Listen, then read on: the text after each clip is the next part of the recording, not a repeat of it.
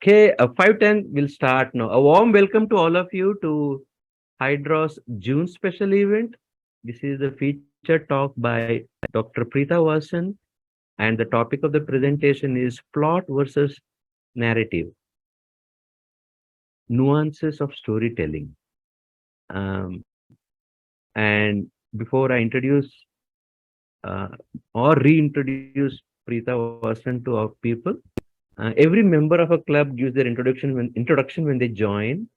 But yeah, there are so many introductions that people might not remember. I will request Lavanya to uh, give a small intro to the club itself, Hydra. Hello everyone. HYDRAW stands for Hyderabad Readers and Writers, and it was founded by Mehboob Hussain in 2018. The inaugural session was conducted in September 2018. At HYDRAW, the book is the center of our mission. Hyderabad has always had book clubs and writing groups, but we are unique in the sense that we are a platform for both readers and writers. We strive to be the bridge connecting readers and writers. We are a mutually supportive group where we help each other with knowledge sharing, practical tips, and constructive feedback. As a book lovers community, we at Hydra observe that the readers are quite numerous and diverse, and that the writing talent in Hyderabad is outstanding. Unfortunately, our writers do not get the platform and traction that they truly deserve as compared with writers from other places in India. Our long-term objective is to groom and nurture our readers into subject matter experts, motivational speakers, life coaches, and our writers into national best-selling authors. We meet on the last Sunday of every month, which is mostly online currently. Before pandemic, it was an offline meet. We used to meet at Replace Social Cafe Pandit. Now it's online.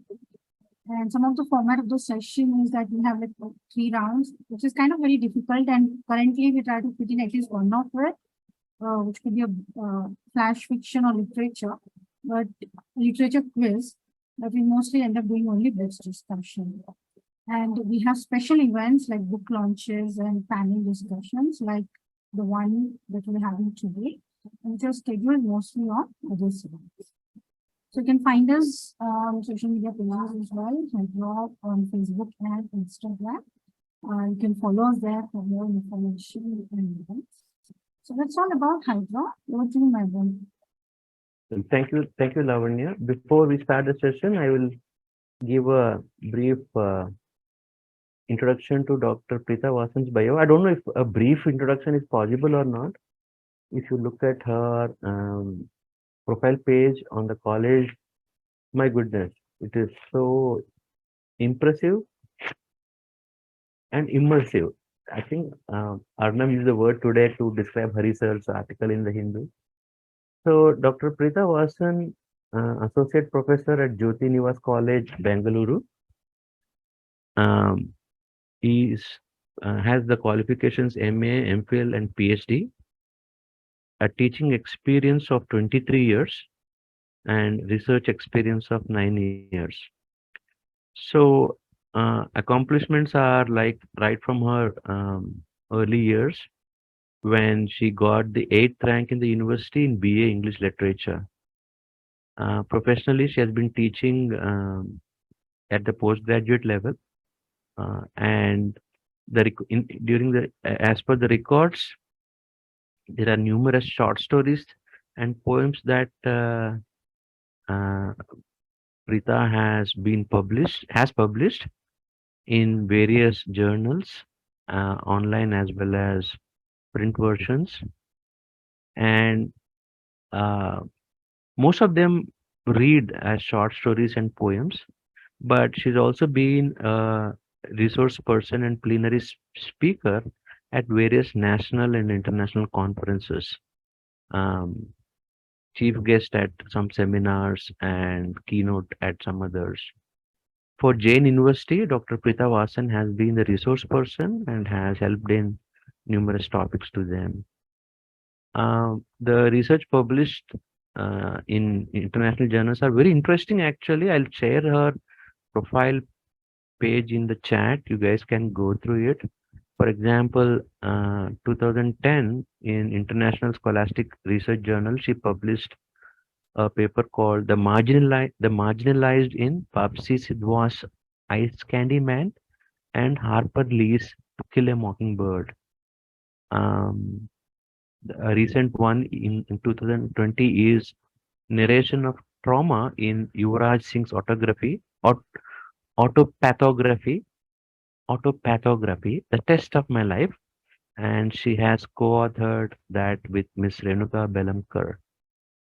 So, apart from that, she's also a external examiner and question paper setter at for MPhil, MA, and PhD level exams. So that is the short but not probably justified fully the uh, the bio of Dr. Preetha Vasan. Gives me great pleasure to have this special event today, and I'm sure we'll all uh, know and learn and also get the opportunity to interact on a very interesting topic, plot versus narrative. Over to you, Preetha, and I have given you screen sharing permissions. So, Okay. First of all, thank you, Mr. Mehboob sir, for the lovely introduction. I really hope I do justice to that introduction. Okay, right. thank you once again, Mehboob sir and HYDRAW for having me. I really hope I do some justice to the introduction and your expectations. It's really not rocket science. It's a very simple thing that I'm going to discuss, and you can stop me at any point if you want to share something or add something to what I have to say. I can't see everyone because of the slide presentation. So, and if you have something to say, just switch on your microphones and you can interrupt whenever you want. Can I start, sir? Yes, please. Okay, so so anybody wants to take a shot at what is the difference between plot and narrative? Many times we confuse the two and think they are identical. So I'm going to start off with an example. Okay. Yeah, okay. Yeah, so this is to give you an example of what is the difference between narrative and plot. The first is the opening line from A House for Mr. Biswas by V.S. Naipaul. The second one is not from Naipaul, it's my version of the plot. So that's to give you an idea about what is the difference between narrative and plot. The second one is just telling us a story. The third one, of course, has arranged the story somewhat differently to tell it to us in a creative manner. Okay? So we are going to just see how this works. Okay? Can we go to the next slide? Did you all read that first quote? 10 weeks before he died, Mr. Mohan Biswas, a journalist of Sikkim Street, St. James, Port of Spain, was sacked.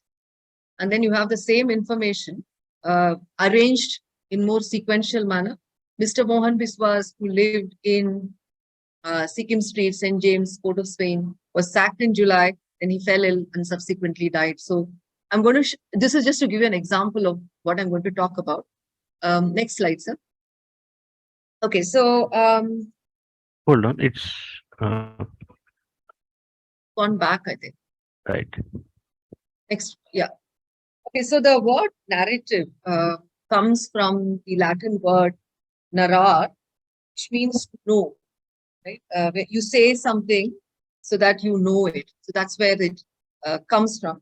So strictly speaking, when you say something is a narrative, it's when you relate something to communicate something, to say something, right?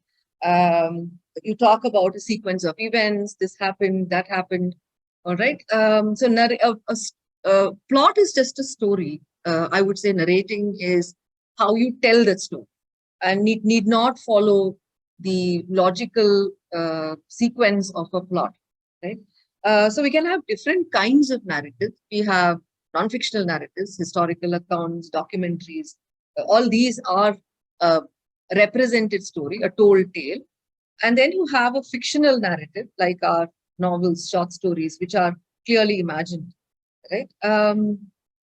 But there is I mean, normally we say, what is the story? Can you narrate the story to me? But there is a difference between the two, and that is what the purpose of this talk is, to show what is the difference between a plot, which is just a storyline, and narrative, which need not follow the way the story must be told, which can take on any kind of ways of telling. Right? Okay, next slide. Okay, so there are several factors that impact a narrative, and we're going to see the difference between plot and narrative using three examples of, I mean, the three books that were there that we're going to discuss very briefly to differentiate between these two terminologies. Okay, so there are so for now, I'm just going to say that plot is a storyline, right? And narrative is how you're going to narrate this storyline. So first, I'll start off with this term, chronology, that is the sequence of events, right? So you can have chronos, which means you narrate it in a chronological order. This happened, 1, 2, 3, 4, 5, right? 1947, 48, 50, and so on and so forth.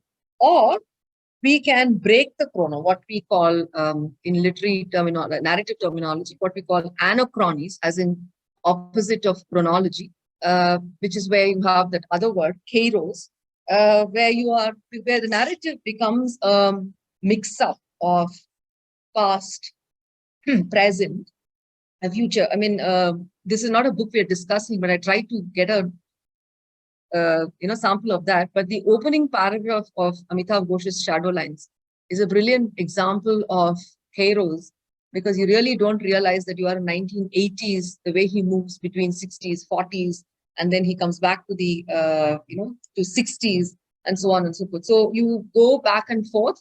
You don't necessarily go in the order, chronological order, a scrambled kind of numbering. A recent writer who does that again very well is this Chinese-American writer. Her name is Celeste Neg, N-G. She simply changes the modal, one line it is in present tense, next line it is in a future tense, and then there is a had been introduced. So you kind of slip between the lines in terms of chronology. So that's again something that happens in narrative.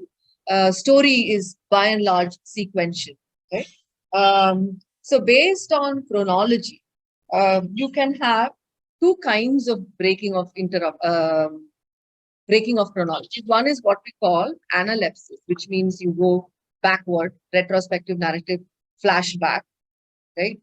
Some writers indicate it using year or time, or maybe just to change the tense. Right? So that is analepsis. You go backward.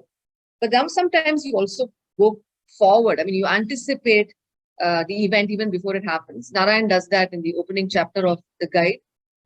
There is the famous crime fiction writer Ruth Rendell, who does that in many of her works, where in the opening line, she tells you who the killer is, right? And then the rest of the book is about how the murder happened, why it happened. So it's a very different kind of a crime narrative. So prolepsis is talking about the event before it happens. I think the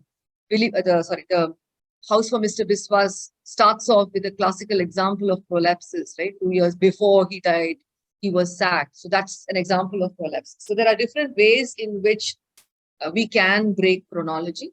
We also have, like we have in cinema, we have cinema speed and real speed. Like the man is hanging from this clock for 10 minutes of the reel running through, whereas actually it is only 1 minute. So similarly, we have narrative speed also, acceleration when events that take place over a long period of time are narrated in a very short duration. Then deceleration, deliberately slowing down time, narrating something that happens just over perhaps 10 minutes, narrating it over 10 pages and things like that. So narrative speed is also determines narration. Again, we will see this when we come to, I think, the guide, where the first person narrative's speed is very different from the third person narrative speed. I'm going to pick up 4 before I go to 3. Now, this is all narrative terminology, but it just makes life simpler to understand. So you can have different types of narrators. In fact, in a work I'm sure all of you are familiar, that you can have more than one narrator, right? Multiple narrators, also a possibility. Lucy Foley, again, a crime fiction writer, deals with this multiple focalization without no first-person narrator, but all multiple focalization. So each time you are progressing, at the same time you are understanding another angle to the story, to the plot, right? So who are these three names? Diegesis is knowing the story. So you can have a heterodiegetic narrator, you can have a homodiegetic or an autodiegetic narrator. The same work can have all three kinds of narrators as well. So heterodiegetic is usually what we would say a third-person narrative, the authorial voice, or basically a narrator who is not a character in the book, right? So if you take, for example, something as complex as, I mean, people were discussing Wuthering Heights in the group yesterday. Emily Bronte would be the heterodiegetic narrator, right? So she is not a character in the book.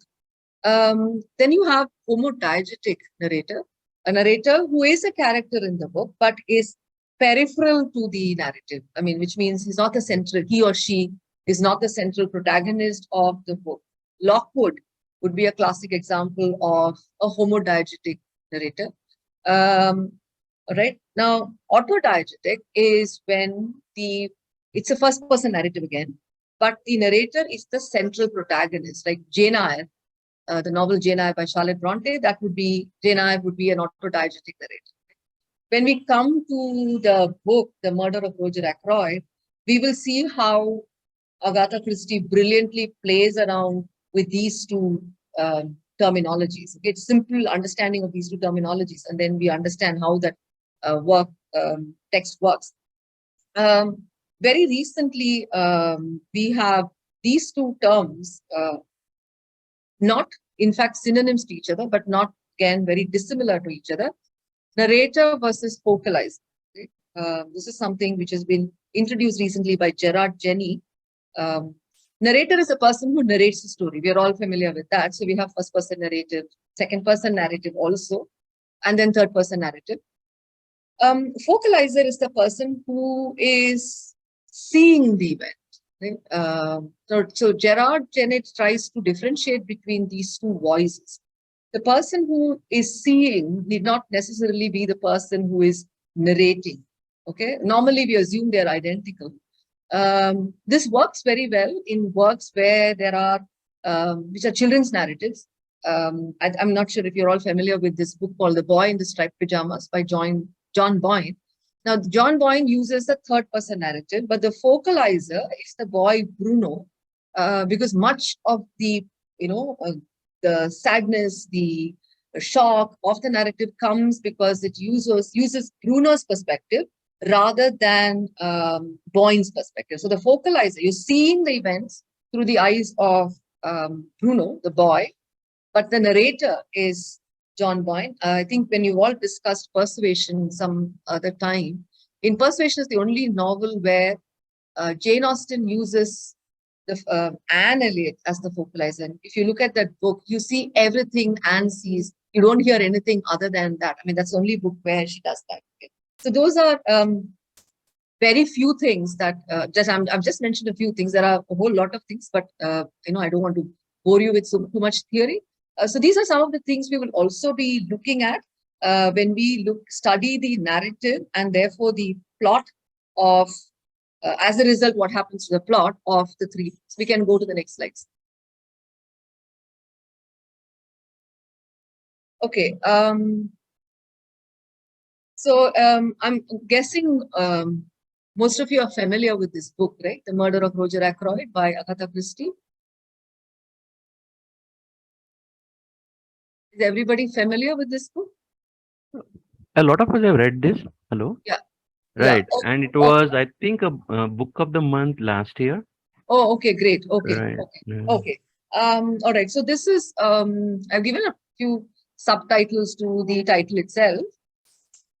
Most of you who have read this, you will find that in the end, you are generally very betrayed. You feel that she has cheated you, right? Because you don't expect the narrator to be the mod. right? And when you discuss this book, that is kind of a, I mean, shocking thing that comes to your head, and you're like, what just happened to this book? And then you feel very betrayed that she cheated you. In fact, Christie does this in quite a few other books. I don't want to be a spoiler here, but there are a few other books also where she does this kind of cheating. We will see whether it is cheating. Okay, so this is not Christie's first novel, but it is a Hercule Poirot book. But she makes a few changes to the usual structure. So the genre of this is what we call the clue puzzle novel or the whodunit. And Christie's books typically belong to what is called the golden age crime fiction period between the two world wars, when she wrote this whole lot of these books using Poirot, then Miss Marple, then you have other detectives and non-Poirot, non-Marple books as well. Okay, how many plots does a detective fiction have? Can anybody answer that? Usually, how many plots do you find in a detective fiction? Anyone? It's a whodunit, right? So you're reading it till the end to find out who is the Who murderer. did it? Yeah, so how many plots do you normally have? Ravi, I can see your face, so I'm asking you. I'm assuming it's 3 plots. 3? Why would you say 3? One will be in the detective's perspective, the other will be the third man's perspective, and the third one is from the murderer or the Killer's perspective. from their perspective. Yeah, but that will be 3 narratives. Yes. That's not plot, right? There's only one plot that means. Oh, it's only one plot. Correct. So normally we assume that a detective. So what's a detective fiction? A murder happens.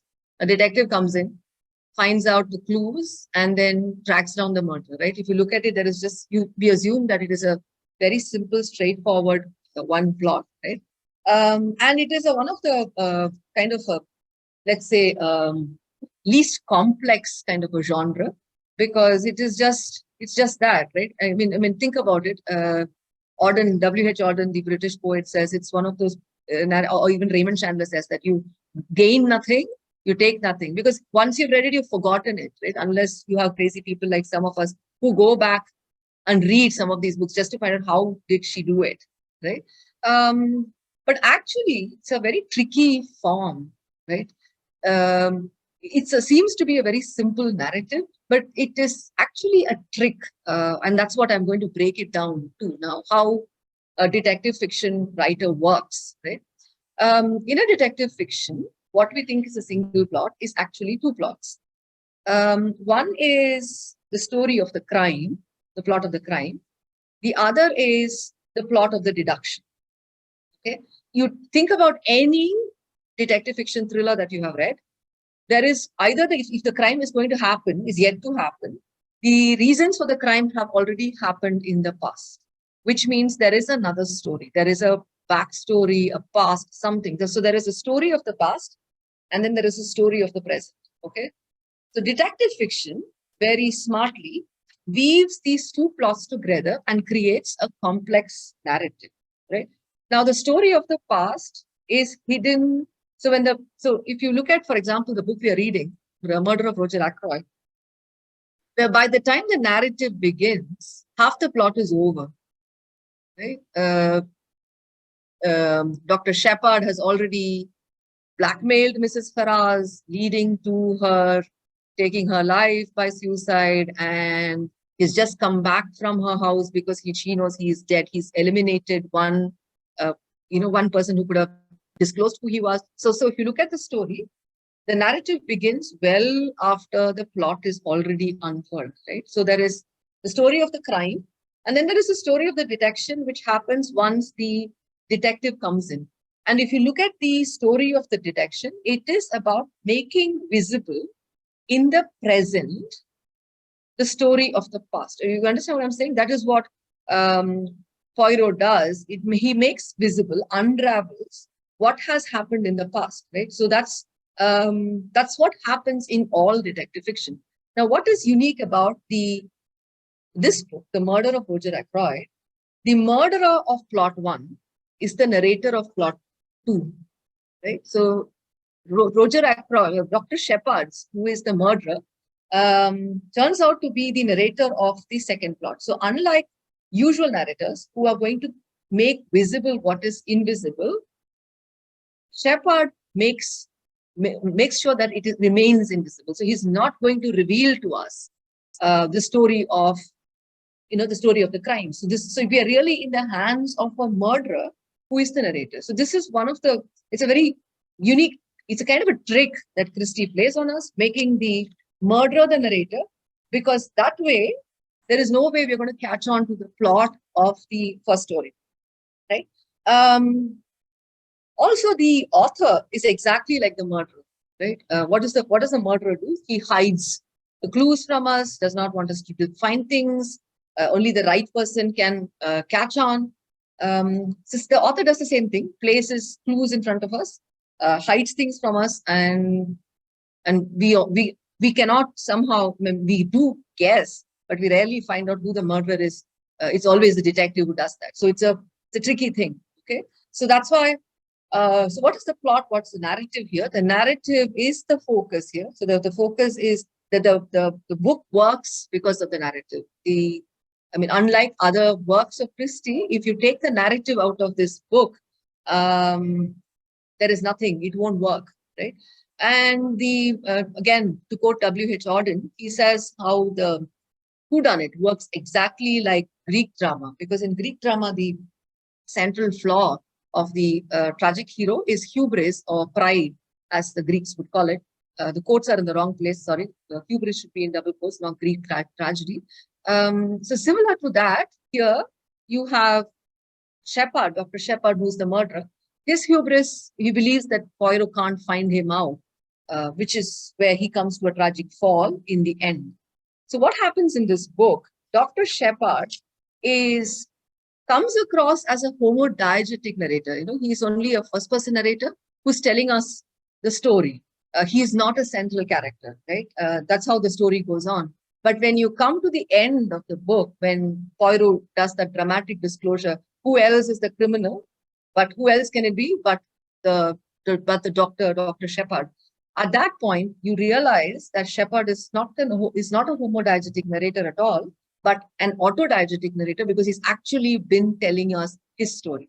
Okay? There's another narrative trick that Christie plays on us with this particular in this particular book. Often we must ask ourselves, why do we never suspect Dr. Shepard? Okay? Again, in a detective fiction, in a crime fiction, the pace is everything. You're reading very fast. So you want to find out who did it. So you are eliminating all possible suspects. So in this book, there are about, say, 11 suspects. As quickly as possible, you want to eliminate your suspects. So you don't suspect a narrator, because the narrator is the I, right? You identify with the narrator. The narrator is not a he or a she. You identify with the narrator. But there is another brilliant literary trick that Christie plays here.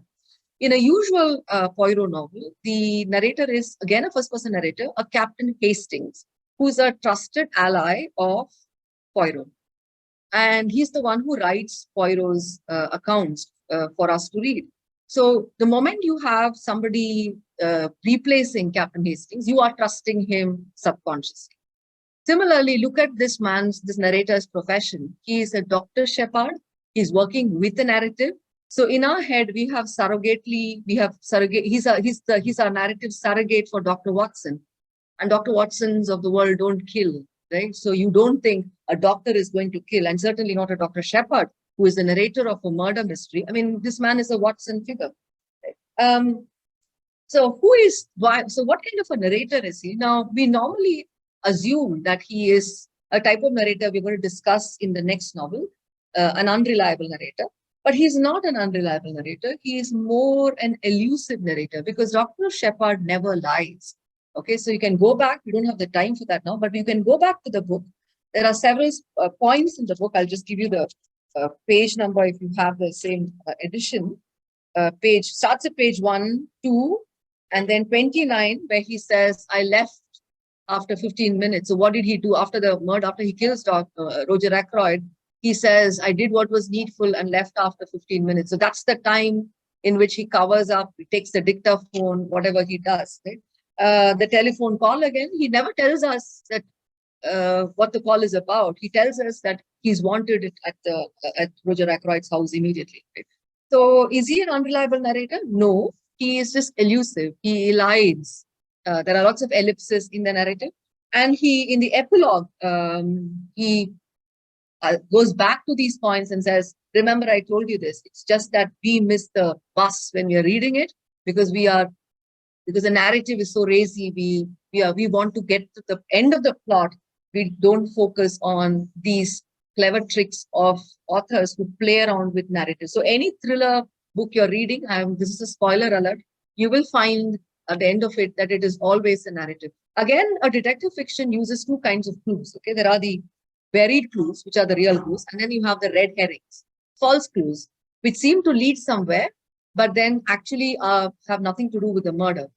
So in this story again, Shepard is running behind the red herrings because he has no idea about their backstory, right? Like the ring in the pond or the quill and things like that he finds. But because he does not know the backstory of those. But the real clues are the dictaphone, the way the chair has been changed. And notice how he does not focus on, the narrative does not focus on that, but in the plot, those become really important. So this is really the tricky narrator. And is Agatha Christie cheating us? No, she's just being very clever. It's only we who feel betrayed. Any questions at this point? I will go to the next one. Is it fine so far, Mr. Mehboob, sir? It is fine. Right. I did not think Dr. Shepard was a peripheral character. So the question of homodiegetic, even if he were not the actual killer, he wouldn't be the homodiegetic, right? Because he's the one narrating. Yeah, but he's not a central character, right? He's only one of the characters. I mean, you would think the central character would be Poirot or maybe Ralph Payton, who is the possible suspect. He's not even one of the suspects. He's just there to help him.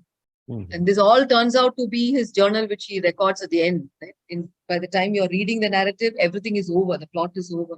The whole thing is a kind of a retrospective thing that we're reading. I have other questions we can discuss at the end of the. Okay. So, okay. So shall I move to the next slide then? Yeah. Okay, so this is a book. It's called Pale View of the Hills by Kazuo Ishiguro, who is now a British-Japanese writer. Recently won the Nobel Prize for Literature. I have picked up one of his first books. This is called Pale View of the Hills, lesser-known book of his. And I've deliberately given us a subtitle there, Pale View of a Story or Stories. So the slide, locating the amygdala.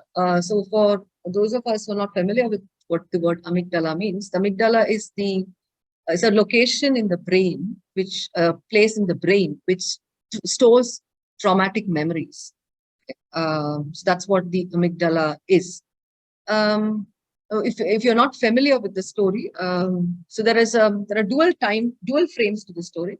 There's only one narrator, and she is a character called Sachiko. So Sachiko has, so there is an outer frame which takes place somewhere in the 1970s in England, where Sachiko is narrating to her daughter, Nikki. The context of it is the death of her other daughter, Keiko. So Keiko is born to Sachiko and her Japanese husband, Jiro. Nikki is born to Sachiko and her British husband, Sheringham. Okay. And then in this context, Sachiko starts narrating about her life in Nagasaki in the 1950s. So that becomes the inner frame. So it's actually one narrative, but it just keeps moving between two time frames. Unlike the next book that we're going to see, where there are two different narratives themselves. So there is one narrator, but two time frames between which Sachiko keeps moving. And she starts narrating about her life in Nagasaki when she was pregnant with Keiko, the daughter she has lost in the outer frame. And she starts talking about these two other characters, okay, called Etsuko, a woman called Etsuko, and her daughter Mari. And the whole inner narrative is about the troubled relationship between Etsuko as a mother and Mariko, the daughter, Etsuko seems to be this very selfish mother who wants to go away to the United States because she finds Japan is very conservative, and it's the time right after it's right after the bombing of Hiroshima and Nagasaki. This takes place in Nagasaki. And Mariko seems to be a very mysterious child who claims that she can see this strange woman. She gets into fights with other children. Etsuko also quite unnaturally leaves Mariko alone for long periods of time, asking Sachiko to take care of Mariko. So this is what this book does. It goes back and forth. And then after you read the book, you just say, okay, now there are a lot of things I don't know, right? Like I've said, retrospective narrative, chronology keeps moving back and forth, like I said. And at the end of the book, and I would suggest that if you've not read it, please definitely do read that book. At the end of the book, we find, guys, sorry, I didn't know my video was off. At the end of the book, you're asking a lot of questions, right? What happened, for example, to Mariko and Etsuko, right? When did Sachiko leave Nagasaki and come to England? Did she divorce Jiro, or did Jiro die? Who is this sharing him? And so on and so forth. So there are huge gaps, which is again very typical if you've read other Ishiguro novels. It's very typical of Ishiguro to leave these gaps. Okay, so these are, so for example, there are points where she keeps talking about this child who is on a swing. Okay, and there is absolutely no connection to the narrative, but this keeps recurring throughout. Then she talks about Keiko's room. Keiko is not there anymore. As you know, there seems to be a ghostly presence in that room. And you also are curious about what really happened to Etsuko and Mariko. Did Etsuko go to America? What happened to Mariko? And so on and so forth. Okay? Now, Sachiko is also a very unwilling narrator. I mean, she keeps talking about how her memory is fading.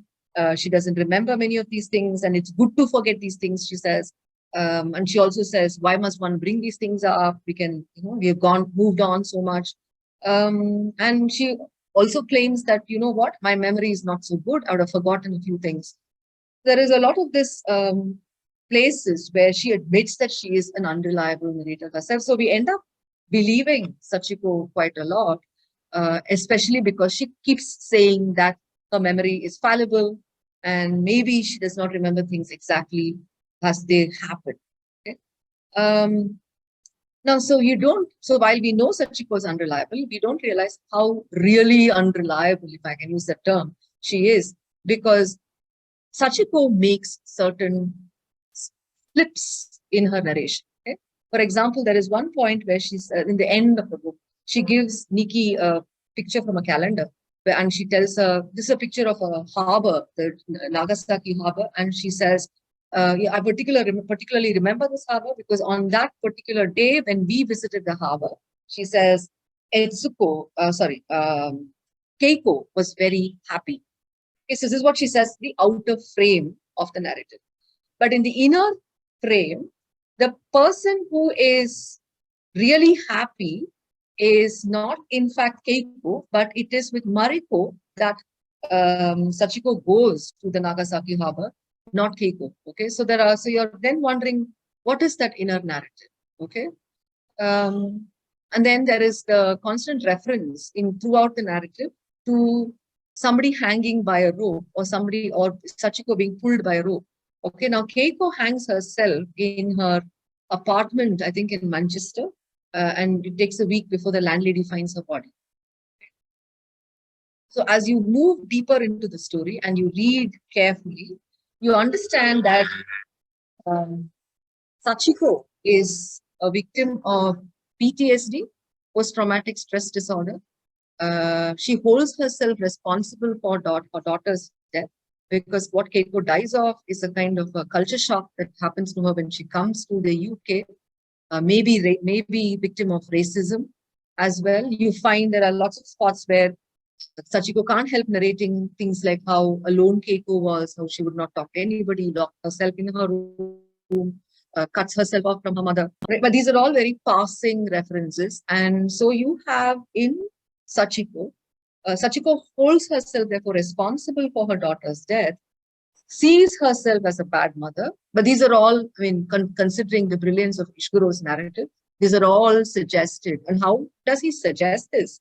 For example, we have something in narrative called internal focalization, right? Which is where you meet this character only via the narrative of a character. You don't see the character otherwise outside at all. So these two characters, Etsuko and Mariko, are in fact internally focalized by Sachiko. We don't even know whether they really exist, right? So they're probably Etsuko is probably Sachiko's doppelganger. She creates her to talk about maybe her own, maybe her own relationship with her daughter Keiko, like Etsuko and Mariko, her being a bad mother, having brought her daughter here, therefore being responsible for Keiko's death. Okay, so this is where we have the unreliable narrator, right? The unreliable narrator is a kind of it's a structural irony that the author comes up with, where the reader and author know something which the narrator does not know. You will find this again in The Remains of the Day, again by Ishiguro, Never Let Me Go, again by Ishiguro. So all these use this unreliable narrators, where the way the narrator interprets events is not correct, but we as readers know that the narrative is kind of distorted, misunderstood, right? So we go back and I mean, Ishiguro's brilliance comes in where he leaves those gaps. Textual gaps are there. So much so when you're discussing this book, you're asking yourself, what happened to these people? And what is this reference to this hanging and this rope? There are also lots of parallels in the two frames that Ishiguro brings in. So only towards the end, you realize that probably Etsuko and Mariko don't exist at all. And in fact, Ishiguro says in a narrative, in one of his interviews, that maybe they are real, maybe they are not real, but through them, Sachiko is able to talk about her loss and her trauma. And so you have in Sachiko, the classic unreliable narrator. I mean, there are different kinds of unreliable narrator. Wayne Booth is the one who introduces us to this unreliable narrator. You have people who are lunatics who are unreliable, people who have multiple personalities and therefore become unreliable. I think there is a Sidney Sheldon book called Tell Me Your Dreams or something like that, which again uses unreliable narrator. But Sachiko's unreliability is an unconscious unreliability, right? She does not know that she is traumatized by this particular loss, and that's why she becomes this unreliable narrator, creating a narrative to understand her life story. So that's again the story of Etsuko and Mariko is probably her way of talking about her past, her story, which remains hidden in the past. And you sort of guess it through the little clues that Ishiguro gives us, that this Etsuko and Mariko are not real at all, but created by Sachiko to deal with her, traumatic loss, for which she holds herself accountable.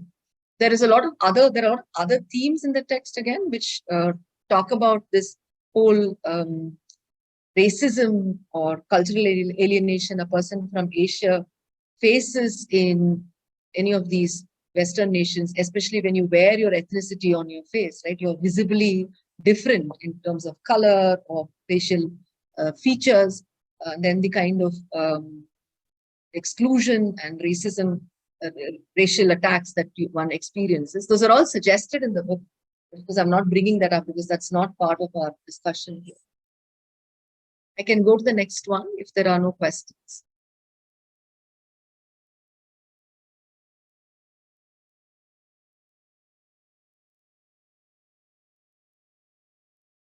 Okay, I think this is the last one. Okay, I think most of us are very familiar with this book. Unfortunately, there was a very horrible film version of this book, and Narayan called it as Himalayan blunder also. Okay, so yeah, I particularly love the guide because I think Narayan does a brilliant work. I mean, he does a brilliant job with the narrative. Now, if you look at the guide, it is not a complex plot at all. It's a very singular, straightforward plot which is about the life of Raju from the time he was a boy to the time we don't know whether he becomes a Swami at the end. That's again open-ended narrative. That's another example of open-ended narrative. So just an episodic narration. Of course, I'm going to come to that in a bit. It's not exactly chronological. So there is actually no complex plot here. Like the one we saw in the previous one. There's a back and forth plot movement, and none of the characters meet the other characters. I mean, Valen remains in the outer third-person narrative. Rosie remains in the inner narrative. So the only connecting link seems to be not so much Raju as a character, but Raju's characteristics is what connects, I think, the different episodes. Right. So the dual narrative, it's a kind of a braided narrative, right? There is a one rests inside the other. So you have one nestles inside the other, as it were. You have the outer narrative, which is the third person narrative. And this takes place in the present of the novel, immediate present of the novel, maybe 1960s when R.K. Narayan was writing the book. Then you have the inner narrative, which is the past of Raju, which is a first person narrative. So you have two different narrators. First person narrator is Raju. The third person narrator is, of course, Narayan. Right? Autodiegetic and heterodiegetic, we can say. The narrative is not also linear. The very first chapter shows you that this is not going to be a chronological book. It is a cyclical kind of a narrative, not just back and forth. You have chapters where you have the first person and the third person. So there is a cyclical kind of a narrative. And the two narratives, the first person and the third person narrative, they are connected through the device of Raju's confession. Right? That's the point where Raju decides to tell this man his story, because otherwise this man Valen is going to make him fast. So in that hilarious moment, Raju decides that he can somehow escape this starvation if he would tell this man Valen the story. So the connecting device between the two narratives is in fact Raju's confession. And also you must remember, we can say Raju is also unreliable because it's a first person narrative, because Raju is going to focus only on those points of his life which explains his present position, right? So he is really the author of his narrative, but then we know that he's probably telling us a relatively true account, because you also have the third person narrative doing something at the same time. The unity of the two narratives is, like I said, Raju's personality, his constant business of not minding his own business, right? Involving himself in other people's life. Typically lazy Malgudian, does not want to do any work, wants somehow fill up his belly. Also sensual gratification, food in the outer narrative, lust in the inner narrative, and also greed, financial greed, right? Money that he does, therefore he does not want Rosie to run away to her husband, right? So that is the personality of Raju that really connects the two narratives. Okay? So what happens with this kind of, what does Narayan achieve when he could have easily told us the story in one third person narrative or one first person narrative? Lot of things, in fact, I would say, in fact, brilliant narrative. I don't know why Western universities don't prescribe this to talk about narrative. Narayan does it brilliantly. Notice how the third person narrative is in the present. So we don't hear from Raju his story, because Raju is too closely involved. The third person narrative is about how Raju is cheating these people, right? Pretending as if he's a Swami. He could have easily told them, no, I just came out of jail, but he doesn't do that. Allows them their delusion, allows them their misconception, and makes hay while the sun shines, as it were, right? Or till it stops raining. So Raju is too self-serving, too selfish, too involved in the present. So Narayan does not give him the narrative there, but allows him to talk about his past, right? He's a little more distanced now, and so can see his past in a somewhat ironical stance. He's quite self-critical, definitely not repentant, one would say, but at least self-critical, right? So that is one thing that Narayan achieves, distancing us from Raju. And so we are able to judge Raju in the present, so to see what a fraud he is. At the same time, we are able to maybe not empathize with him, but sympathize with him because we know that here is an ordinary man who, like all of us, made mistakes and therefore he is in the situation where he is now.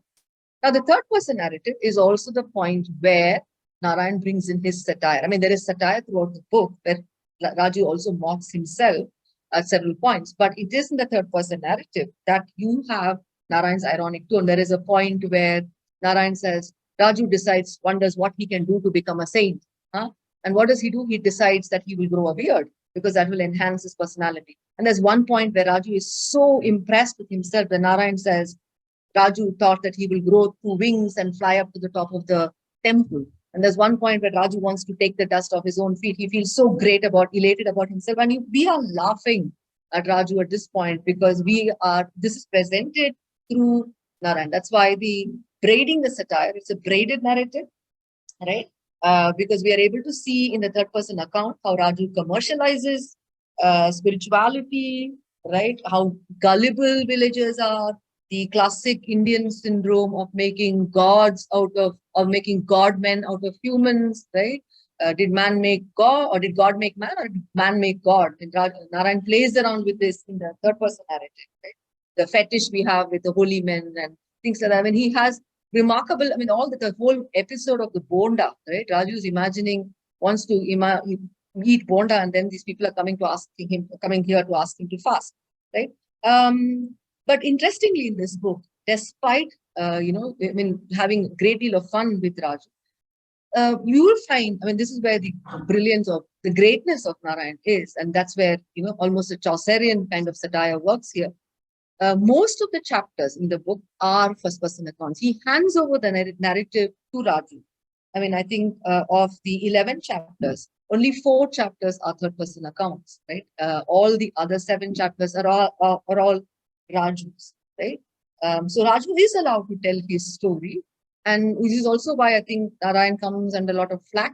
Many critics tell him that he does not write serious satires. He should be doing what Mulkraj Anand is doing, exposing social evils and things like that. But Narayan just wants to have a nice laugh, right? Again, the first person narrative focus is on the individual, right? It's about Raju's story. Whereas the third person narrative, the focus is on the community. Raju as a social figure, as a person who has been elevated to this position by his community, and therefore, what is he going to do? Now, many of us are not aware that Narayan also uses mythological subtext in his novels. I mean, it's not overt, but he does use it. And this particular book is also a counter-narrative. When we say counter-narrative, I mean by what is normally accepted narrative, Narayan kind of counters that. So we were talking yesterday about Bildungsroman. This book can be seen as a Bildungsroman because you see the central protagonist also growing up. This novel is also like the Spanish picaresque novels. Picaro means rogue. So the novel is about rogues. Raju is a rogue. So that's what I meant by counter narrative. But there is also another reason why I called it a counter narrative. Because Narayan uses, there is no argument with this. The novel form comes to us from the West, right? It comes to us from 18th century England. How much ever we might say that there was Sanskrit prose before and things like that. But it does come to us from the West. But what does Narayan do? He takes a very Western form and completely Indianizes it. I mean, if you look at there are plenty of mythical subtext in this book. Look at the progression of Raju's life. It takes on the same stages as the Varnashramas, right? The 4 ashramas through which the Hindu has to go through. Brahmacharya, when he's a boy, then Grihastha, when he is with Rosie, Varnashrama, when he is in prison, and then Sannyasa, when he tries to become a sadhu. And the interesting parallels of all the 4 stages is none of the stages Raju chooses on his own. He's thrust into it, and then he just tries to fit into that mold. The last mythical subtext that I have to talk about is, when you read the book, you always ask, why doesn't Valan back this guy and send him out when he knows what a fraud he is? Valan continues to believe that Raju can bring the rains, that Raju is a saint. That's also because if you look at Hindu mythology, there is no concept of sin, right? Everybody makes mistakes, right? You have Indra is a drunkard, Vishwamitra is a saint and he gets angry. Most of the saints are cursing. And look at Valmiki, he was a highway robber, then he became a saint. So there are erroneous figures all throughout. So shall we say, in the collective unconscious of Valen, he has located Raju as some kind of a figure, as another person who is bound to make mistakes. So probably he now will change and he can bring the rains, right? The other mythical subtext is with reference to Rosie, who's constantly called the serpent woman, right? So serpent woman is also the Nagakannikas. If you go back again to mythology, these are women who are seen as the femme fatale or the seductresses who reign in the good man and then cause him to fall.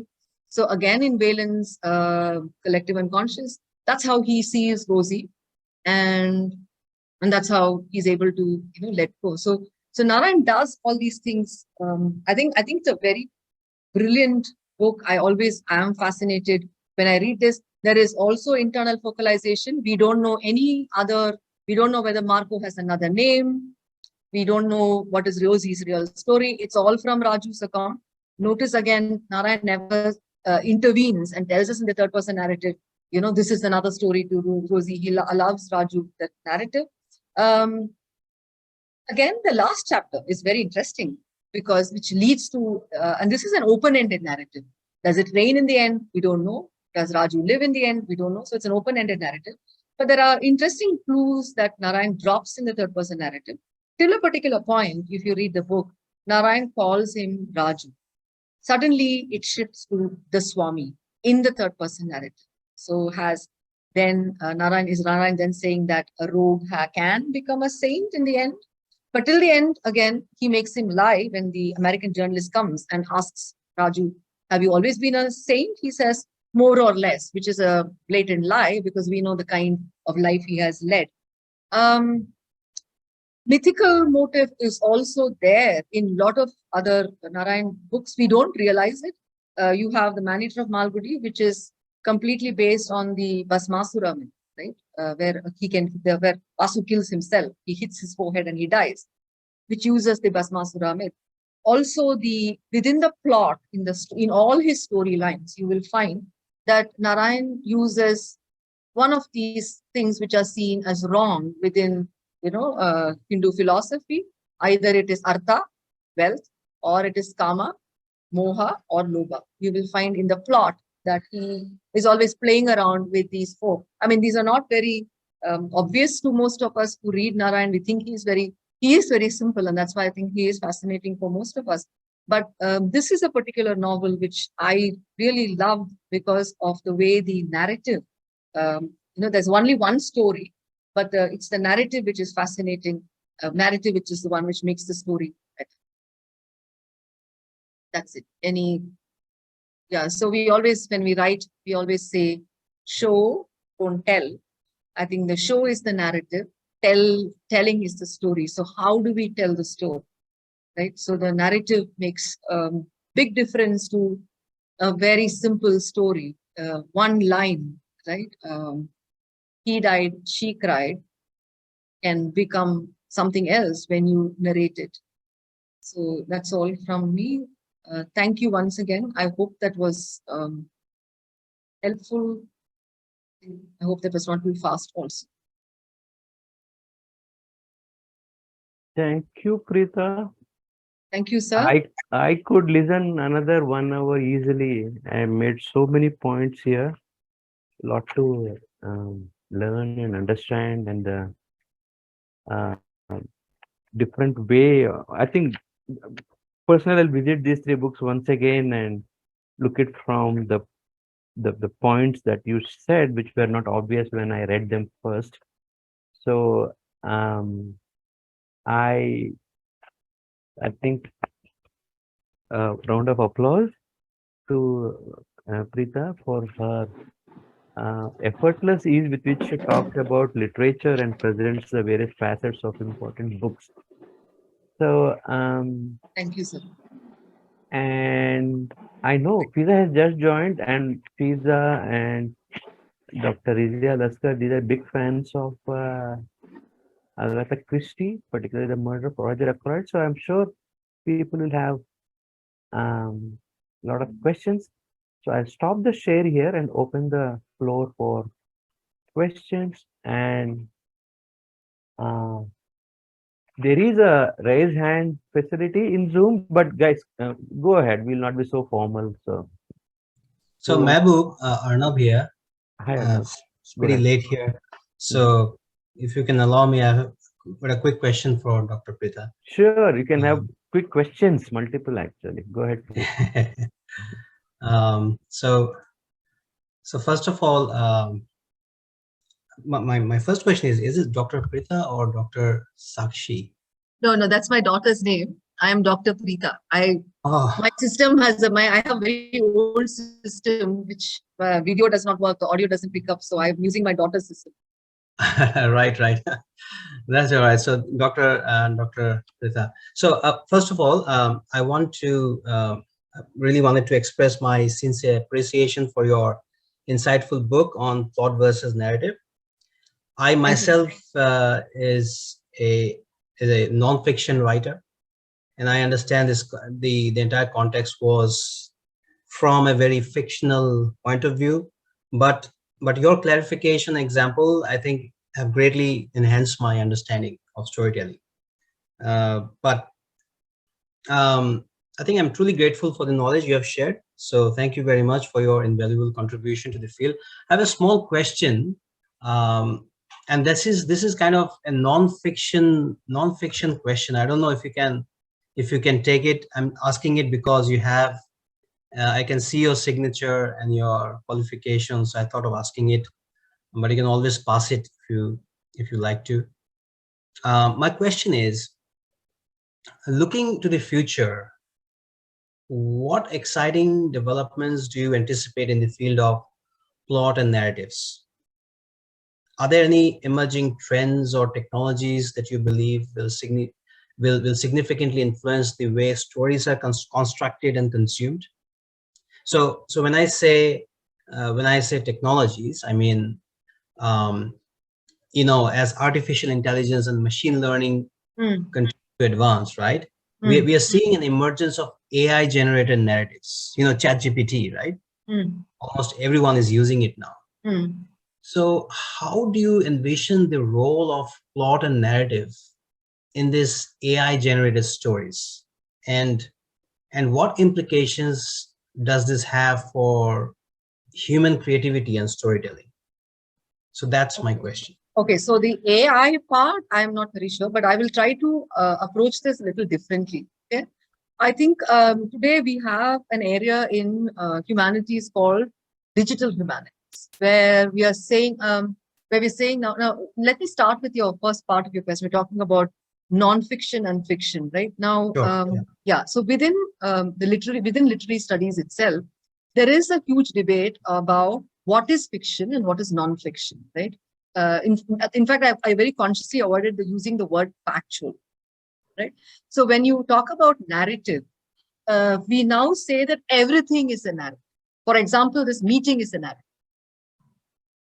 Okay, so everything is a narrative where we are all going to share different plots, maybe different stories, right? So when you say everything is a narrative, you're also saying that nothing is absolutely the truth. So there are different versions of the same story, which that would be the first part where you're talking about non-fiction. Even this non-fiction, how factual is it, right? For example, let's say, a government document versus a newspaper article about a government. So who is talking? Whose narrative is factual, and how far is something fictional? So we are in a very what we call the postmodern period, where the lines between what is fact and what is fiction is constantly blurring, right? So what could be factual for one narrator is probably fictional for the other person, right? Now, this blurring becomes even more in the digitized world, because now it's available for everyone, right? If I want a book, for example, in the past, I have to go buy it from a bookstore. Now, free PDFs are available. you can, I mean, there is a, for example, there is a graphic book which I've been trying to buy, and it's very expensive, the hardcover. So I was trying to convince myself, this time I will read it on Kindle. I don't like reading on Kindle, but the hardcover is very expensive. And guess what happened? My student found a free PDF. Yeah. Okay, so I think technology is in one way bringing us all closer. Okay, now in terms of what narrative technology throws up, Yeah. right? Yeah, it is fluid, it is available, right? But it's making it even more obvious that A, it is accessible to everyone. B, making it even more obvious that the lines between fact and fiction is blurring, right? And so anybody is a narrator today. We've had students who have worked on blogs, for example, as part of their research. So normally you would say that blog is not something elite, in an very elitist perspective, would not say it is high literature for somebody to work on, but we are saying that that is also a narrative. So let's consider that as well, right? For example, I teach a paper called Popular Narratives, and one of the texts I teach is Michael Jackson. I teach Michael Jackson songs. So where do we say what is literature and what is, so that's another narrative. I mean, when you can have, who is that guy who's the pop singer who won the Nobel Prize for Literature? So there is really no, so technology is bringing us closer. Technology, I think, is also very dangerous because everything is available to us. But as an academician, I would say it is endangering some of our jobs, but I think that's where the human mind should work better than technology. Plagiarism checks are now outdated, right? I don't know whether I answered your question, but what I understood. Yeah, I mean, I'm sure.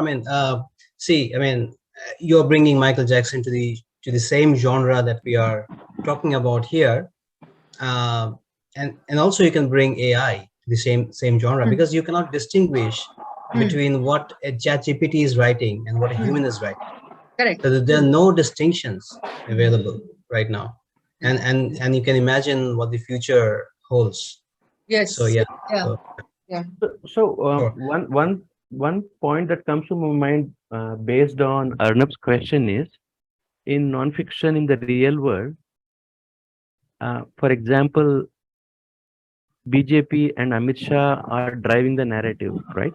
Or Rahul Gandhi drives the narrative in a certain direction, which means they kind of see, reality is too complex, actually, so many things. So what are they saying when they are setting the narrative? Means putting a few items on the agenda to be discussed more and more widely. So they set the narrative in terms of the prioritization of things that have to be discussed more. So in a reality context, non-fiction context, I think narrative is not who is narrating, not the telling part, but what is having the higher priority, or right, what is having more importance. In fiction, based on what Preetha told us today, the show and tell is the narrative, also the plot, right? And then depends upon who is telling the main theme.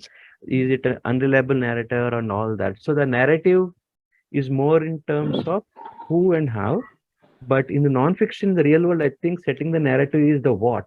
What do we discuss for? What's the narrative for these elections, for example? It's also about who holds the power, right? It's not. It's also about the person. It's produced by one in power.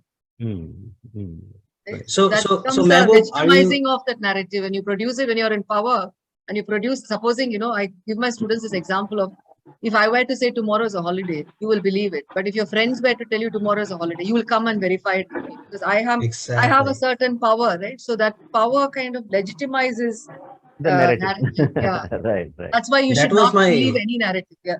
That was my next point. I mean, Mehboob, would you like to appreciate ChatGPT instead of a human being, right? Would you have that feeling of appreciating a bot instead of a human being? No, because you're saying what matters, who doesn't matter, right? What do you think? I think AI-enabled human is what I'll appreciate. One who knows how to leverage ChatGPT. Like ChatGPT is available to you, ChatGPT is available to me. Now, who's able to use it better will get the better awards or Booker Prize or whatever. Right. So it doesn't mean that ChatGPT is available only to me and not to you.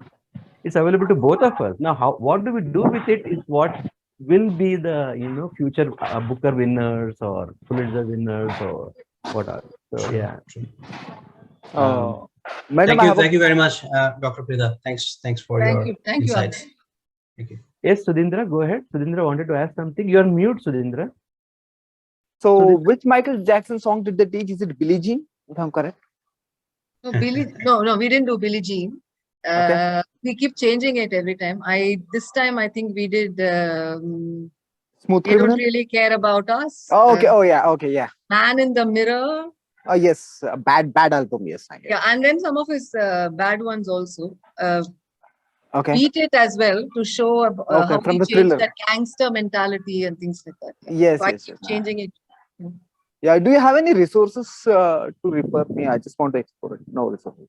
Okay. Yeah. Oh, that's fine. Okay. Or not. Okay. Soumya has raised her hand. Go ahead, Soumya. Yeah. Yeah. Hi, ma'am. Hi, sir. Hi, Soumya. Hello. Yeah. Ma'am, so the last few weeks, I'm breaking my head. I'm working on some stories, and the general feedback I get is, please try to show and try not to tell. And I was working very hard on how to do it. Then I met one Malayali writer, English writer from Malayali Kerala background, who told me there is nothing wrong with telling. That is also another way of expressing yourself.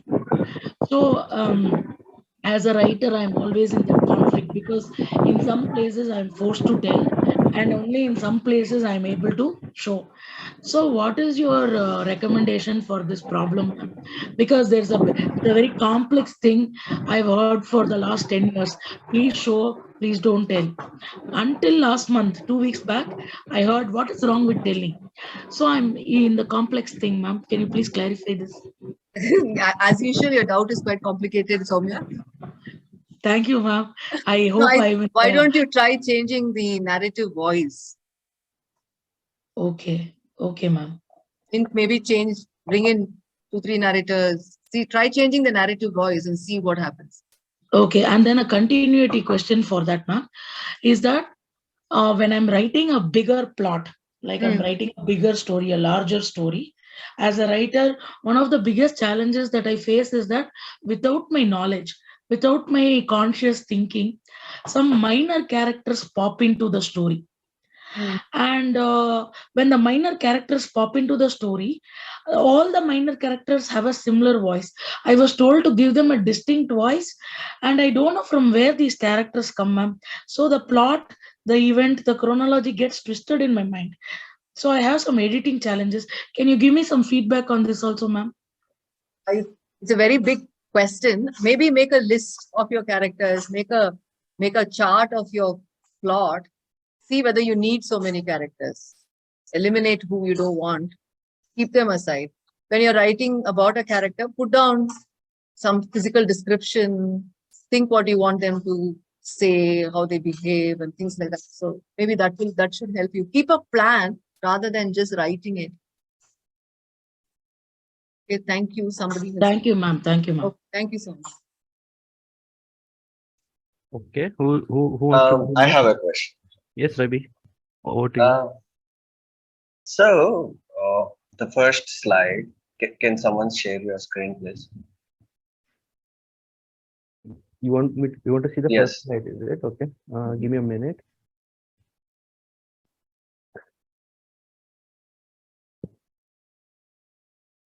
First slide is this. Yes. Right. The image, was it intentional or is it just the template? No, it is one of the, I can't do any, all these things, I told you, you saw my technological difficulties. But this It was is one of the something. slide which looked nice to me, so I just picked it up, and it had worked well in another presentation. So, yeah, that's why there's nothing intentional. Though now, when you think about it, you can make one the plot, the other the narrative.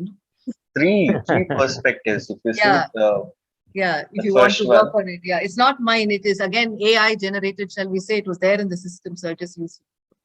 Gotcha. Did you have any question, Ravi? Apart from that?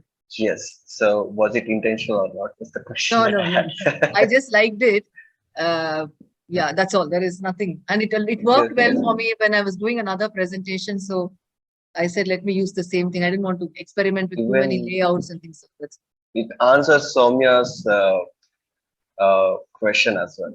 So there are a lot of small characters that are popular. yeah, yeah. That's why smaller steps. Like And there then are spikes, yeah, intonation, and step yeah. by step. No chronology. Some goes Yeah. chronologically.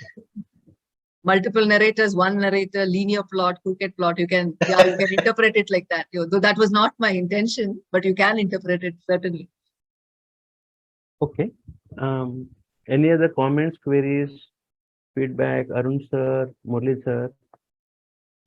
I would please, like to have that PowerPoint presentation. If it is in the form of document or notes, What did you say, Ravi? I would like to have that presentation. If you can email I will me. share it. I will share it in the group. Yeah. Okay. Right, right. Hello, Murli sir. Long time no see. How are you? How are you all? Nice seeing you.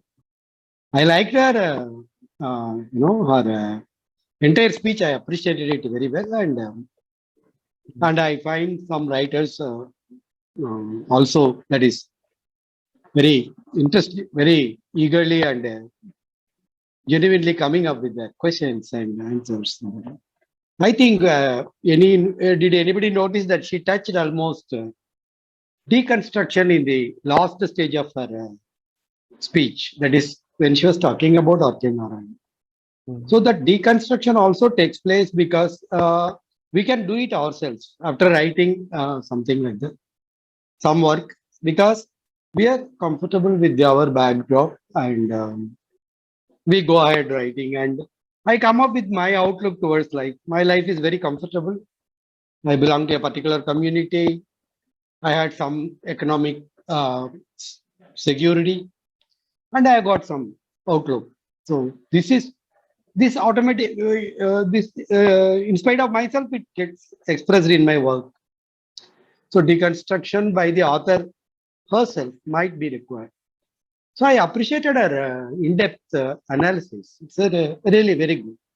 But only one minor correction I think I must put forth. I think others can also comment whether I am right. See, actually, the Grahastha, like Brahmacharya, Grahastharma, Vanaprastha, and Sannyasa, these are ashrams. Yeah, right. That's correct. But Varnashrama is different. Varnashrama is specifically our caste hierarchy, which has got everything to do with our culture. Till Not now. Varnashra. I think Vanaprastha is what I said. Vanaprastha. The third one. I'm not talking about the Varnas. I was talking about the four ashramas: Brahmacharya, Grahastha, Vanaprastha, Sannyasa. Not Varnashram. Okay, in that case, I stand corrected. I appreciate you. No, I think Preetha said Varnashrama by mistake. Oh, okay. Maybe by mistake, I must have said Right, right. Anyway, Yeah, no, so And not she a- didn't say but one good of you pointed out. Yeah, that was what I meant. Because he sort of since- goes into this retirement. No? So that's what I meant. yeah, since it goes into record, and since you were not intending that, I think I have done some value addition. That's all. Okay, Very thank you, nice but- listening to you. Thank It was you, sir. very in depth. Thank you. Thank you. Thank you, Mehboob, for the opportunity. Yes, yes. Thanks, sir. Arun sir, you wanted to say something? No, Arun, just go ahead. thank you. It's very interesting work, but I just was wondering, any person who does, maybe that everybody's trusted into this, ashrams rather than they wanted to go on their own, right? So I was just wondering if R.K. Narayan, he's talking about from his whatever experience that he has gone through, right? I think when you were talking about Agatha Christie, I was just thinking that every story has only one plot, right? But the only thing is subplots will be created for the sake of readers to put into different senses so that they won't get quickly. Like, for example, if you see any Agatha Christie book, all the books, if I can say whatever the books that I have read so far, unless until I missed out one or two, but what happens is in all the Agatha Christie's books, right from the first page, we know that there are multiple things happening. We know that we know this particular character, right? So at the same time, I was wondering, and another question is that even the narrator is a part of the story, right? So he's also a character in one sense, whether we understand it in different sense or not. But do we need to consider? We need to consider, in fact, the narrator also as a part of the story, right? So do we need to eliminate that narrator because we think, of course, most of the time we don't think narrator is a part of the story because he is narrating. Hmm. So my point is that do we need to consider multiple plots in one story or one plot and then multiple plots we need to create for ourselves as a reader?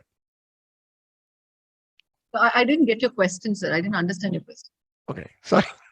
Sorry. My point is every story will have only one plot, right? The subplots are created for the sake of a reader to get in or put the reader not straight away into the story. Am I correct? Or Yeah, no. What I was trying to say was, see, we normally think a detective fiction has only one plot because it's a typical whodunit, right? right? I understand what you mean by subplot because, like you say about Agatha Christie, the typical Poirot book begins with you're introduced to one character, one family, and then you're introduced. These are all the different suspects. So you know they all have what we call a backstory, right? So that's what we are talking. I think that's what you mean by different subplots. But what I was trying to say, and I'm sure you will understand what I'm trying to say here.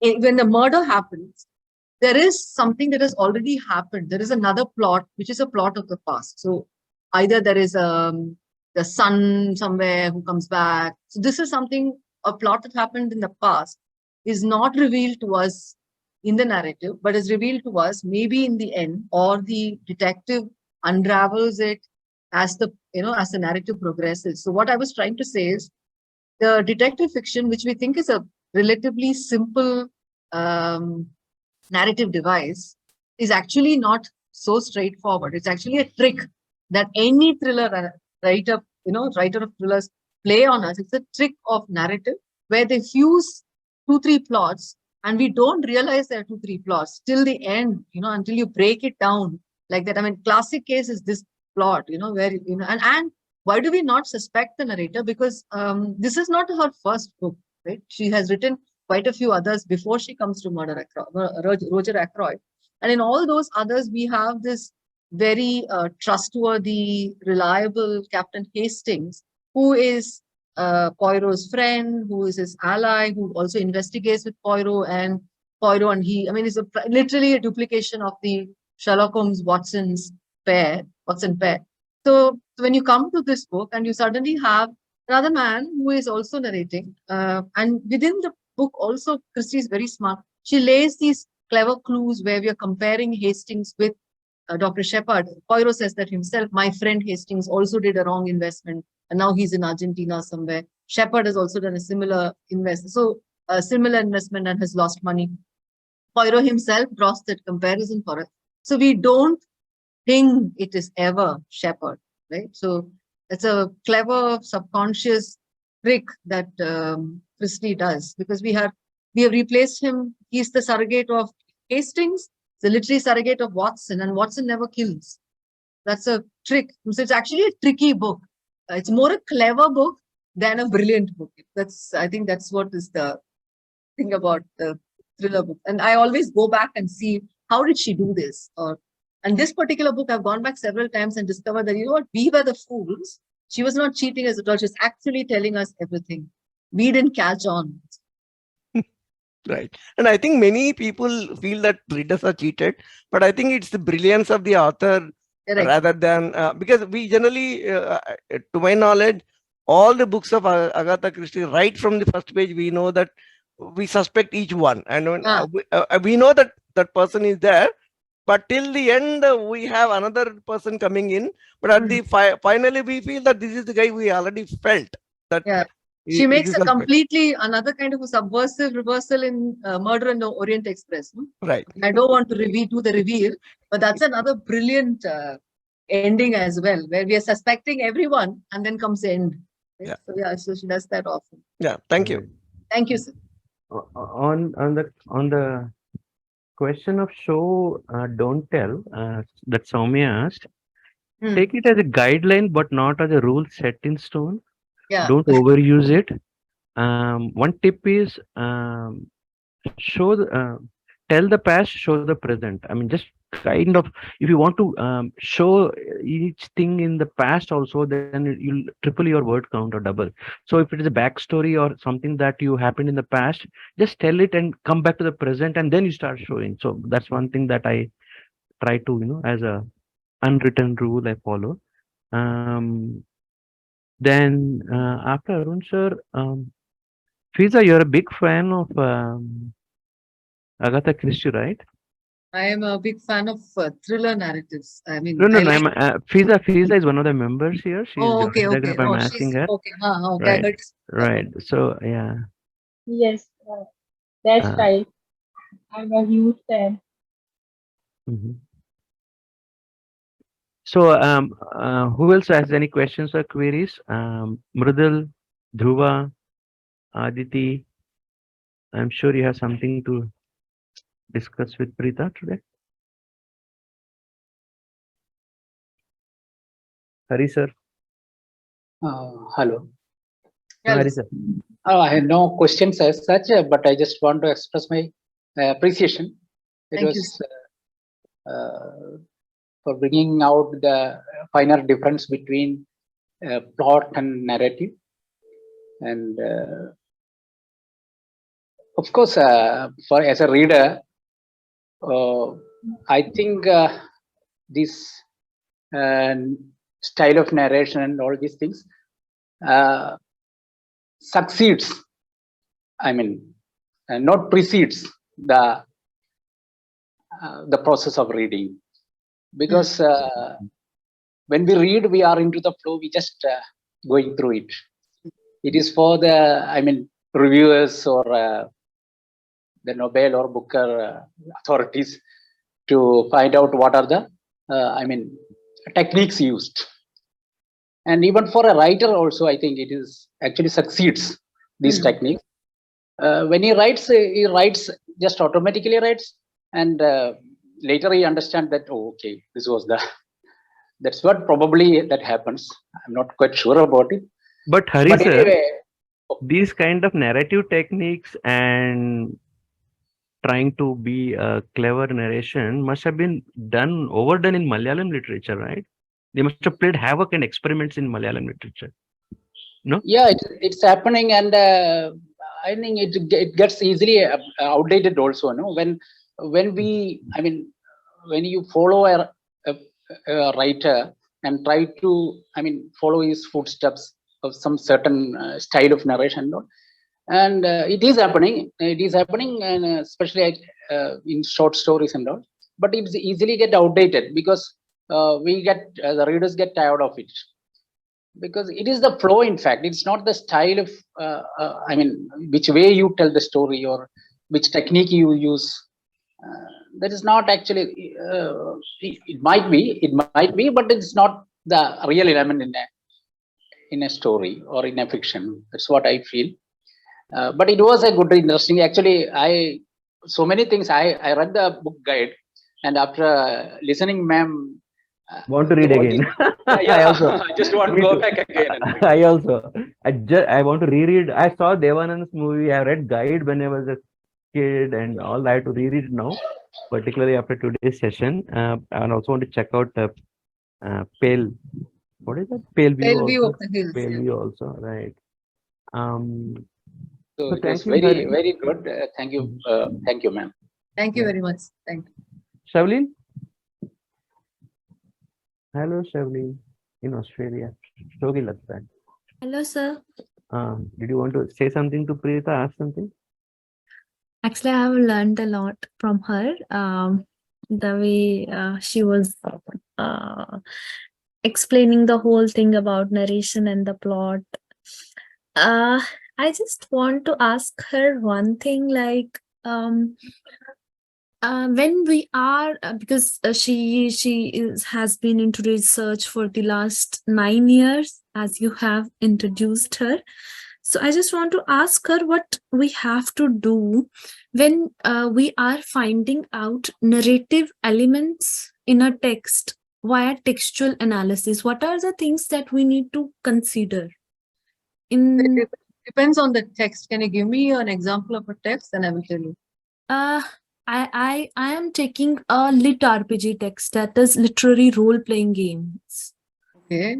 And I just want, actually, I was writing my synopsis on post-humanism, but it's just the thing with the department that they do not want us to go ahead with any more research synopsis on post-humanism.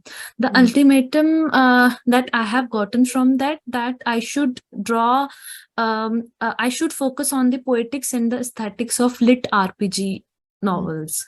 So it is a kind of textual analysis, like how I can look into the artistic and aesthetic elements.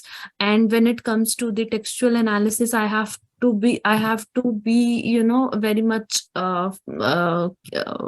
observant about the narrative elements, about the linguistic style, game mechanics, ludic elements. And I think this all will be evaluated with the help of textual analysis. So what are the things that I need to take care when I'm going I'm going to write my synopsis and evaluate them on the basis of textual analysis? Yeah, I think your textual analytical approach will not be the erstwhile textual analytical approach. This is probably has to be more digital humanities approach, because you will be looking at a lot more of software technology skill sets. So I think based on your research questions, from what you told me, your methodology will have to change. It can't be this literary narrative methodology, right? The textual analysis that we did for a literary text cannot be the same for this kind of a text, right? The whole platform is different. Like the things you gave me are themselves narrative devices, right? Aesthetics, who is it for, gaming.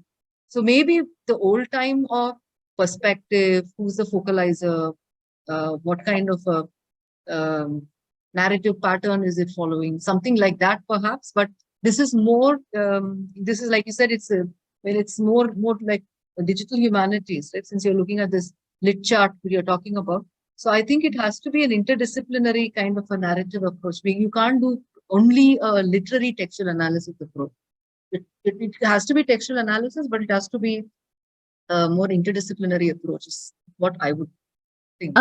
Like I didn't understand, like how in terms of digital humanities, like when I talk about lit RPG, it's literary role playing games. It's a new genre in the science fiction where where a writer, author, it talks about the the whole journey of the protagonist who continuously shift from physical world to the world into the virtual world. And the main character, it eventually grows and face like multiple realities, reality of the real world, physical world, which that character protagonist want to escape, and they enter into the virtual world.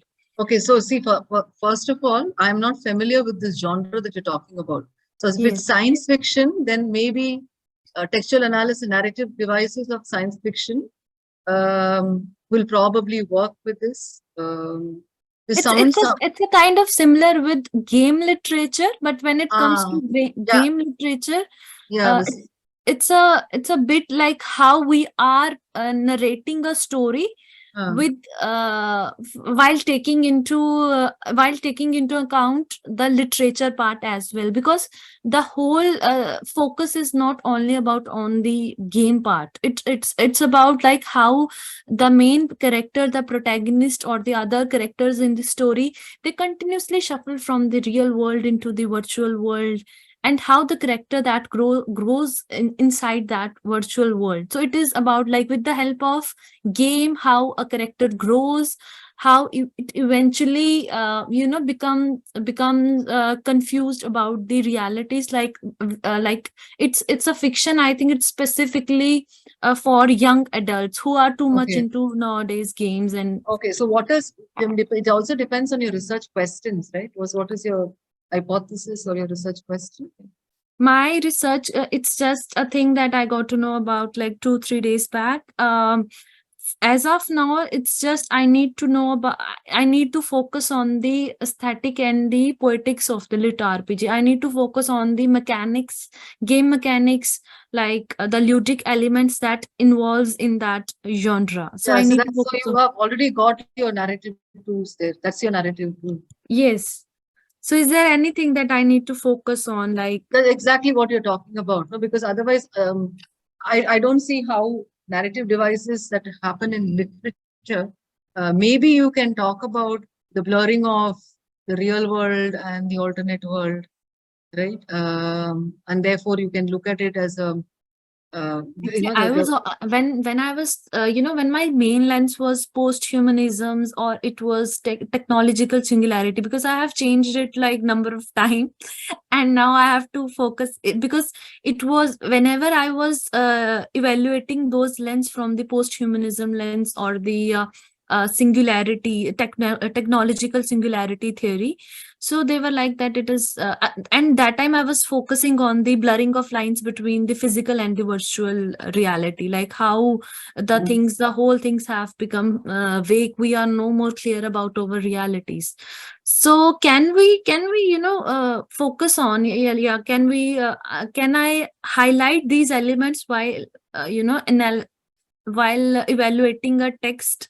Yes, but it is not becoming, it should not become preachy also. No? I mean, at some point of time you said how you're also saying that children are more involved in this. I mean, so a research doesn't get preachy, that it cannot be sermonizing. So you can use these and state that, you want to explore this and leave it at that, because you're yet to figure out your findings, right? You're just starting out.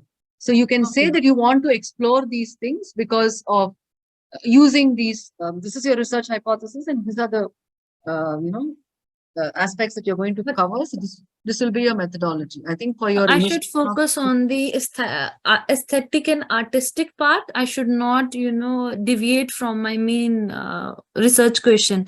Like I cannot, while discussing about the narrative elements or other elements, I should not be focusing on the preaching part, like how the relationship between the technology and the humans, it's getting blurred. I can talk about it, but not in length. Yeah, not initial. I mean, it's still a very initial synopsis, right? So I think keep it a little ambiguous, but have some clarity about your methodology and your research question. You don't need to elaborate your findings at all now. It's a initial synopsis, so you don't need to elaborate your findings. That can still grow from there. Okay. Thank you, ma'am. It was a insightful event today. Thank you. Insightful session. Thank you. Right. Dhruva and Mrudal, you guys are big into narration and how things are narrated. Do you have anything to ask or check with Preetha? Dhruva? Switch your camera on. Yeah. Hi, everyone. Hi. Hi. Yeah, it was really a great session. Thank you. Yeah. So generally, one doubt I have is, what do generally people like? Like, there are two kinds of stories. Like, some are like plot driven, some are character driven. So, from audience point of view, like, what do they prefer? Do they prefer more like thrilling plot driven stories, or more about character or something? It depends on the reader, I think. I mean, see, for example, I read everything, but some people don't like thrillers at all. So then there are people who like I have a friend, my literary mentor, who keeps shouting at me, "Why do you read all this, thriller stuff?" I say, because I'm always reading serious stuff. So let me read something which is fast paced, and I don't need to use my brains too much. But when you have a character based, it definitely, there is going to be depth. There is going to be four-dimensionality.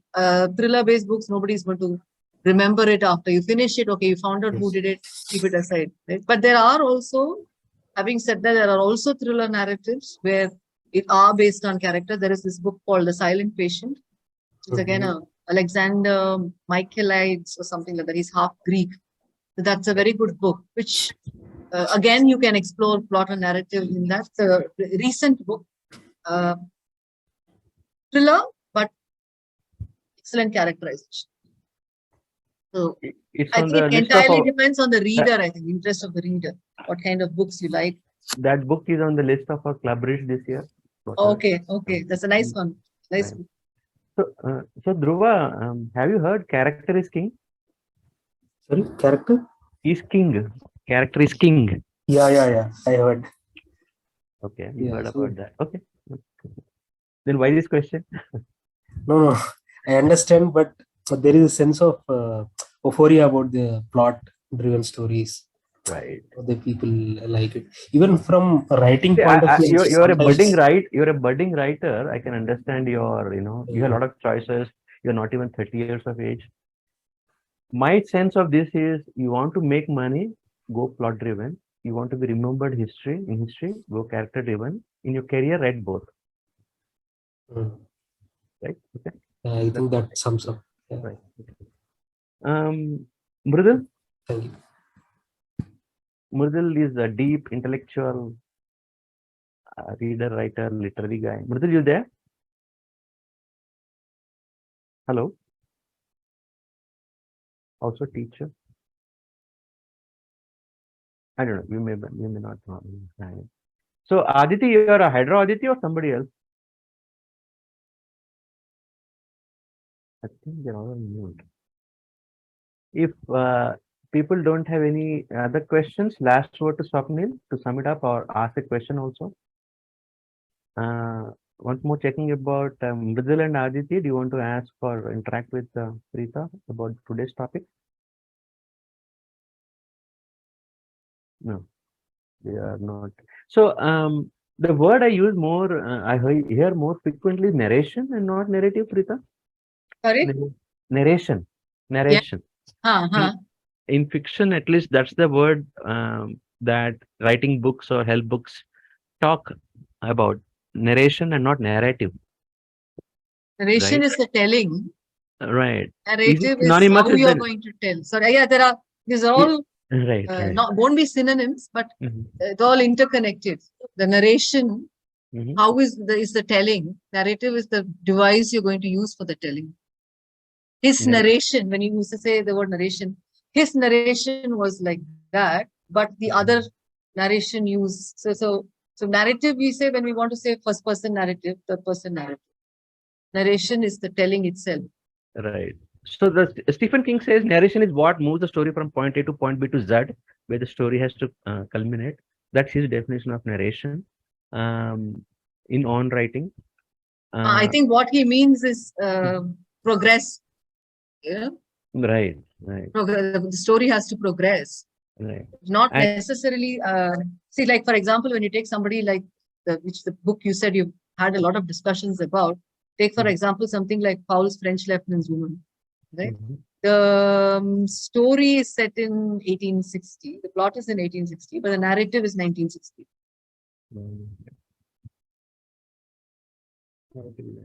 Got it. I think I had to get a thing about this narrative because there is POV, there is perspective. Those are the more familiar terms in fiction writing books or fiction writing manuals and all. They don't use the word narrative much in writing books, writing bookshops. They use narrative and POV/perspective. So, Yeah, but the technical word now is focalization. Focalization, okay. Because now there is also the distinction between who is telling and who is seeing. See, when you have a child, like To Kill a Mockingbird uses a child's focalization, but the voice is the adult narrator. Because a child can't write that. So that's the final distinction that I think this all comes with narrative theory. So when you do a writing workshop, I don't think they engage with narrative theory yet. Not much. Which is good, as a matter of fact, I would say, because it would not clouding your head with too much hearing. Right? Right, right. The other thing, one question I had is that about the pale view and a pale view and the heading showed locating the amygdala, which is the Yeah. memory, which is Yeah, the amygdala, area as I said, yeah, it's the site of stores traumatic traumatic memory. memory. So within the book, is it actually used like that, or you just use it as an I have symbol? used it. I have used it. The book doesn't say anything. Oh, okay, only the character flips in the narration and doesn't remember some things and all. Yeah, you figure out that there's something wrong with her when she makes those very marginal slips, and that's typical Ishiguro. If you've read other Ishiguro, he does this again in When We Were Orphans. There's a book called When We Were Orphans. Remains of the Day also, you understand there's something wrong with the Stephens, with the way he's narrating. Right. And you understand the slippages gradually. Okay. So one point you said was who done it? Yeah, was like Greek tragedy, right? Yeah, I'm I not didn't sure. say I'm that. not. Yeah, Auden says that it worked because in a whodunit, the murderer is very confident that nobody is going to find him out, right? So he has that pride that he won't be discovered. So he thinks he's covered all his clues. So that's why Auden compares murder mystery to a Greek drama, because the Greek drama revolves around the protagonist, the hero's hubris or pride. Okay. So that's why Auden calls it that. And Dr. Shepard has that hubris. He believes that Poirot can't find out that he is the murderer. Okay. He's covered the tracks. So this is very specific to Agatha Christie's book, is it? Not generally for all thrillers. No, This Auden says that in general. in general, okay. Yeah, I can share that article with you. It's called Some Vicarage. He says. A very nice article on, I think he talks in specifically about this particular period of crime fictions called the Golden Age crime fiction between the two wars. Christie is one of those writers, but I think he talks about detective fiction itself in that. I'll read the article then. Then what else did I have in my points was counter narrative is something I heard you saying with respect to guide. Yeah, that was in Rush. Yeah, so in Guide, counter narrative of when we normally say counter narrative when we're talking about narratives which are against Western forms. Oh, See, that's a kind of a post-colonial term. Or any narrative which goes against a majoritarian or a mainstream, not majority, mainstream narrative. So this book, it's a counter narrative to the Western Bildungsroman, because there you see a character growing up. This one, this is not an intended Bildungsroman at all. And all the stages of his growth are not voluntary, right? He does it because he has to go through that. Also, it parodies the Spanish form called the picaresque novel. Also called the rogue novel, because in this, the Swamiji is the rogue, Raju is the rogue. That's. Yeah, sure. I think there's some other things that I'll try to pick up and dive deeper, and also say maybe set some selections for the club to read upon, follow through. And yeah, so if, we can wrap it up here. Swapnil, are you still there? Swapnil or Mridul, you guys want to ask something or say something about the session? I think they are not there. Galaxy and some names I've seen. Okay, if they wanted to ask their last, so shall we call it wrap from here? Okay. Thank you so much, Preetha, for this really wonderful session, and definitely learned quite a few things and things to pursue from this topic. And I think we can take a deeper dive into some of the things that you highlighted in terms of discussion or book selections for the future months. So once again, thanks a lot. And thank you. Bye for now, everybody. We close it here. Thank you. Thank you, Mr. Mehboob. Thank you for having me. It was a very interesting evening as well. Yeah. Very nice questions and engaged with a lot of people here. Thank you. You're welcome. And bye for now, guys. Enjoy the rest of the Sunday and have a great week ahead. Okay, thank you.